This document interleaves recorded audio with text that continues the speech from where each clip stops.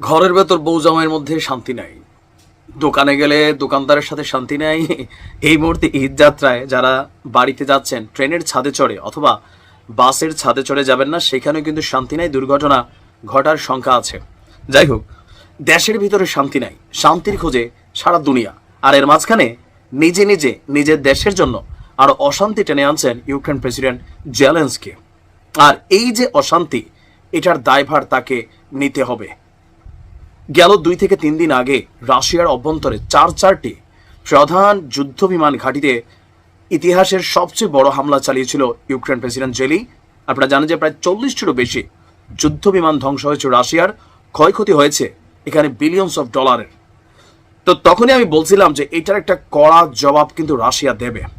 আলোচনায় পারমাণবিক হামলার আশঙ্কা, তবে আমার মনে হয় না পারমাণবিক হামলা রাশিয়া করবে, কারণ যদি করতো ইতিমধ্যে করে দিত। বারবার বলে কিন্তু আসলে করে না। তবে হতে পারে যে আপনার দূরপাল্লার যে ব্যালিস্টিক ক্ষেপণাস্ত্রগুলো আছে অথবা পারমাণবিক হামলার জন্য ব্যবহৃত যে ব্যালিস্টিক ক্ষেপণাস্ত্রগুলো ক্যারিয়ার টাইপের, সেগুলো দিয়ে একটা বড় ধরনের হামলা চলতে পারে ইউক্রেনে। আর দেশ জুড়ে জারি করা হয়েছে সতর্কতা। ইভেন আসন্ন রাশিয়ার হামলাকে মোকাবেলা করতে ইতিমধ্যেই ব্যাপক প্রস্তুতি নিয়েছে ইউক্রেন। অপরদিকে ইউক্রেনের ড্রোন হামলার জবাব যেন খুব বেশি কড়া না হয়, এ বিষয়ে ট্রাম্পের ফোন গেছে পুতিনের কাছে। তবে পুতিন বলছে ইউক্রেনের ড্রোন হামলার কড়া জবাব রাশিয়াকে দিতেই হবে, এটা তার দেশ এবং জনগণের কাছে অঙ্গীকার। গতকালকে যুক্তরাষ্ট্রের প্রেসিডেন্ট ট্রাম্পের সাথে প্রায় 1 ঘন্টারও বেশি দুই নেতার মধ্যে কথা হয়।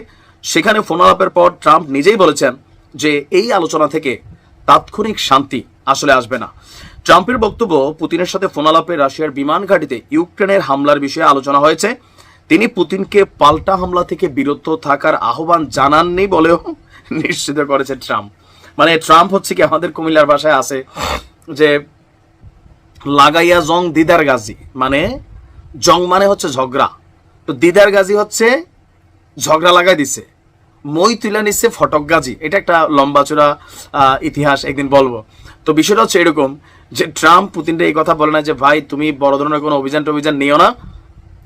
মানে ট্রাম্পের বক্তব্য যে এখানে যতটুকু আমরা বোঝানোর চেষ্টা করছি, কিন্তু পুতিন নাছুর বান্দা, আর সেই কারণে আমি তাকে শক্তভাবে ইউক্রেনে যেন পাল্টা কোনো বড় রকমের মানে হামলা না চালায়, সেই ব্যাপারে আসলে কোনো রকম না করা হয়নি। তবে পারমাণবিক ইস্যুতে বলা হয়েছে যেন ধৈর্য ধারণ করে।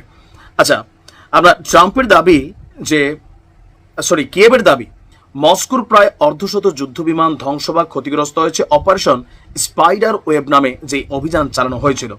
স্যাটেলাইট চিত্রে 7টি ভারী বোমারু বিমান ধ্বংস হয়ে পড়ে থাকতেও দেখা গেছে। পুতিন বলছে যুদ্ধবিরতির প্রস্তাব দিয়ে ইউক্রেন শুধু সময় নিতে চায় যাতে তারা পশ্চিমা অস্ত্রের মজুদ বাড়াতে পারে। পুতিনের ভাষায় ওদের পুরস্কার দেওয়ার কিছু নেই। ইউক্রেনের সন্ত্রাসী হামলায় রাশিয়ার রেল লাইন এবং সেতু ক্ষতিগ্রস্ত হয়েছে, আর এর বেদনাদায়ক এবং কড়া জবাব রাশিয়া দিতে অঙ্গীকারবদ্ধ। এখানে আরো কিছু আলোচনা হয়েছে ইরানের ইস্যু। আপনারা জানেন যে ট্রাম্পের বিপরীতে পুতিন ইরানকে শক্ত একটা সাপোর্টিং অবস্থানে নিয়ে গেছে। তো এই ব্যাপারে আর বিস্তারিত কোনো বক্তব্য আসেনি। তবে রাশিয়া কি হামলা চালাবে স্পাইডার ওয়েবের বিপরীতে, এটা কি ধরেন সুপারম্যান ওয়েব হবে নাকি আসলে আর কি কি হবে আমি জানি না, দেখা যাক। তবে একটা বড় ধরনের অভিযান রাশিয়া পরিচালনা করবে, কখন করে কি করে সময় বলে দেবে। ভালো থাকুন।